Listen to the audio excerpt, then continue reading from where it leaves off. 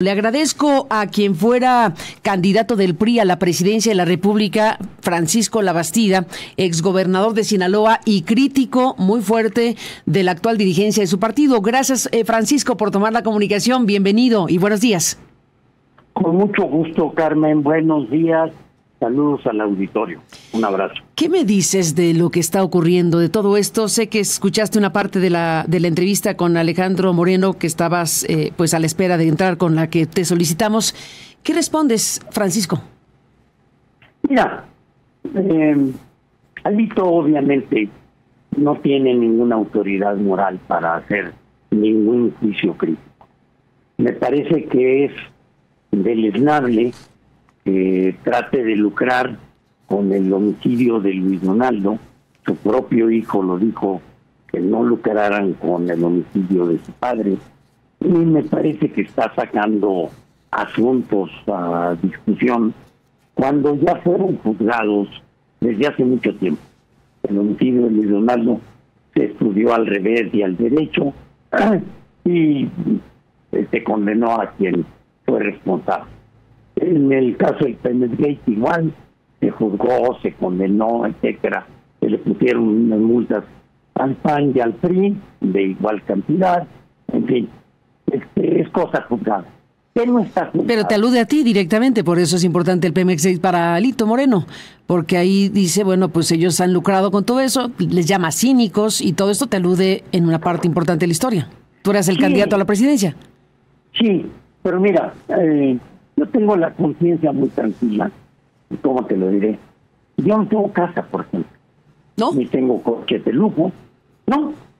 Y Alito tiene una mansión en Campeche, que bueno, daría pena y vergüenza. Y tiene coches que darían pena y vergüenza. Y además no se ha juzgado los actos de corrupción que cometió. Él le dijo a Pepe Narro, Pepe me lo contó, le dijo, no te metas a competir en contra mía.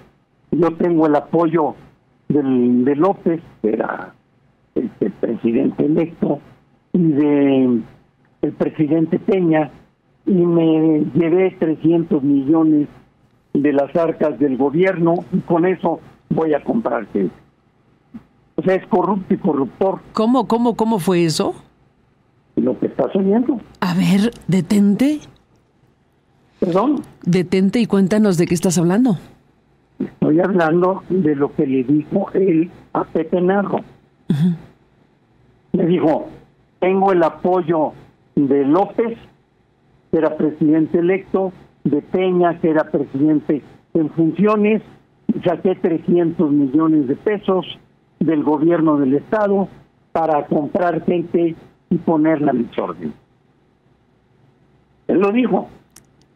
¿Y te lo contó Narro a ti? Me lo contó Narro a mí, sí. ¿Y lo hizo? Pero por supuesto, sí. ¿Cómo tuvo la voluntad unánime de la gente para votar por él?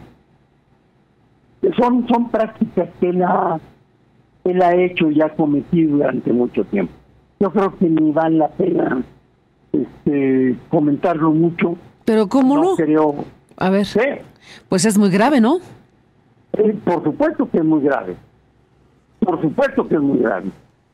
Pero me parece que es un hombre, ¿cómo te lo explicaré? Que no vale la pena. No tiene autoridad moral. Pero ¿qué va a suceder con el PRI? A ver, vamos a detenernos aquí. ¿Qué va a suceder con el PRI, según tu análisis y lo que estás planteando? ¿Qué va a suceder con el PRI, tu partido, con una muy probable reelección de Alejandro Moreno en relación con el actual gobierno y con el que sigue y con la fuerza mayoritaria que es Morena? Cuando llegó Alito al PRI hace 5 años, yo dije que me recordaba la novela de García Márquez, de Crónica, una muerte anunciada, porque él iba a matar al partido. Lamento haber acertado. ¿Y a quién le conviene que el PRI se muera? Yo creo que no es bueno que el PRI se muera, pero veo casi inevitable que muera. tiene los instrumentos de control con prebendas políticas y apoyos económicos, entonces creo que es casi inevitable que se muera.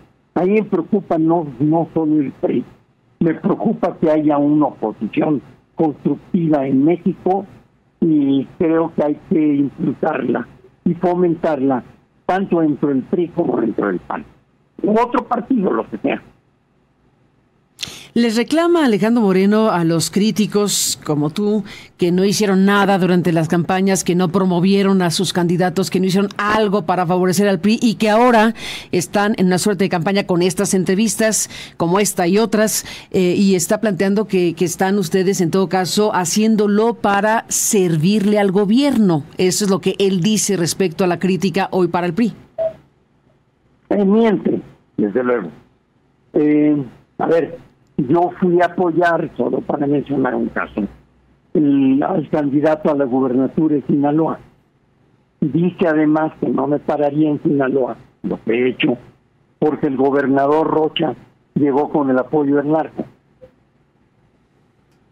Lo dijiste así tan crudamente.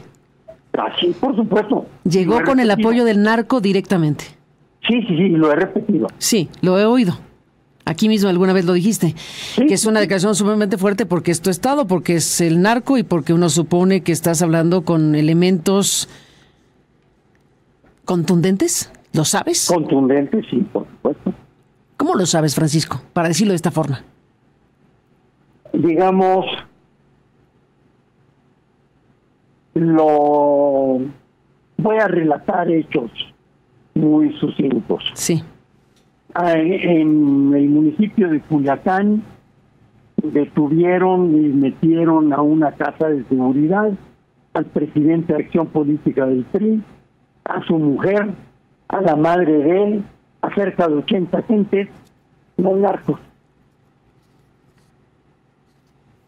Es prueba suficiente. En el municipio de Ahome presionaron a la gente mediante amenazas, se robaron urnas, etcétera, etcétera, los narcos. El narco está desatado en Sinaloa, haciendo negocio con el agua, haciendo negocio con el transporte. ¿Qué más quieres que te diga? Pues lo que has planteado a lo largo de este tiempo y bueno, pues es parte de tu respuesta a lo que te estoy preguntando en este momento. Y déjame detener, Francisco Labastida, en este punto. ¿Cuál es el futuro del PRI para Francisco Labastida Ochoa, el último candidato del PRI a la presidencia en los tiempos del PRI dominante? Por cierto, déjame hacer referencia a algo de lo que dijo Ali. Venga. Dulce María, después de la derrota del 2000, renunció. Sí. No la dejamos, le pedimos que renunciara, pero lo intentó en varias ocasiones. Le dijimos que no era momento. ¿Y Alito Moreno debería renunciar? Por supuesto que debía renunciar. Pero se va a reelegir. A menos que lo impidan jurídicamente, se va a reelegir. ¿Tú lo intentarías? Lo está intentando Dulce María. Ella sabe cómo en la vida del partido, las leyes que lo regulan y están metidas en las cosas electorales. Yo estoy dedicado a mi chamba, trabajo, estudio, leo, y a eso me dedico. Y lo decidí después del 2000. Ya no voy a estar pegado a la actividad política siempre. No, pero estás analizando lo que pasa y te pregunto cuál es el futuro del PRI si se reelige Alejandro Moreno. Se va a morir, está podrido. ¿Va a morir? ¿Ese es directamente lo que dices? Sí. ¿Y qué dices? Lamentablemente sí. ¿Y qué dices de esta circunstancia que vive México, donde algunas personas muy críticas también de lo que está sucediendo están diciendo, bueno, si se establece una sobrerepresentación en el Congreso, si el partido mayoritario puede modificar por sí mismo la Constitución sin la asistencia de nadie más que no sean sus aliados, si todo eso ocurre, se está ya perfilando lo que el PRI fue durante 70 años, que es un partido hegemónico, es decir, un partido imbatible que nunca perderá como lo ocurrido durante esas décadas para el partido del que formas parte. ¿Qué dices tú del momento que se vive y de qué representa esta circunstancia político-electoral en México y social? Significa un paso para atrás, varios pasos para atrás, de hecho. Significa una violación al espíritu de la ley, una violación a la Constitución, al tener una sobrerepresentación como la que están pretendiendo. Obtuvieron 54% de los votos y están procurando tener el 70 y tantos por ciento de los diputados. A ver, déjame decírtelo de esta manera. Cuando yo fui gobernador, quité la sobrerepresentación del 8%. ¿La quitaste? De hecho, la quité.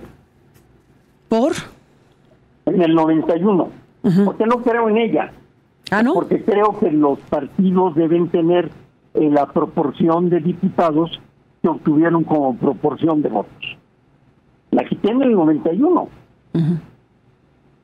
Bueno, esto es un tema, el tema de la sobrerepresentación. A ver, el 8% es para evitar que haya una excesiva fuerza de la fuerza mayoritaria y para que las fuerzas minoritarias tengan presencia y haya diversidad, pluralidad, etcétera. Pero va en contra del espíritu más absoluto, más concreto de la democracia. La democracia le debe dar a cada partido la cantidad de representantes en las cámaras de diputados y de senadores que obtuvieron en los votos. Ni más ni menos. Esa es mi forma de pensar. Bueno, esa es una discusión abierta y en todo caso lo que estamos aquí viendo es que la ley dice una cosa, la Constitución habla de 8% o hasta 8% de sobrerepresentación y todo lo que está discutiéndose al respecto, pero bueno, al final de cuentas... Yo soy de la tesis de que ese 8% hay que quitarlo. Soy también de la tesis que hay que quitar el fuero. Bueno, pero en lo que eso ocurre, la Constitución dice hasta 8%. Y aquí el tema es que se puede perfilar una representación muy amplia, con un volumen de votos que no es del 75%. Sí, y puede haber un 75% para un bloque político que encabeza Morena. Que es nefasto para el país. ¿Por qué? Porque le da un poder extraordinario a un solo partido, porque es una regresión de los avances que hemos tenido durante cerca de 50 años, desde López Mateos hasta la fecha. Poco a poco se ha ido avanzando y hoy se retrocede. Déjame regresar a un tema que ya mencionaste y que no quisiera dejar de retomar por la siguiente razón.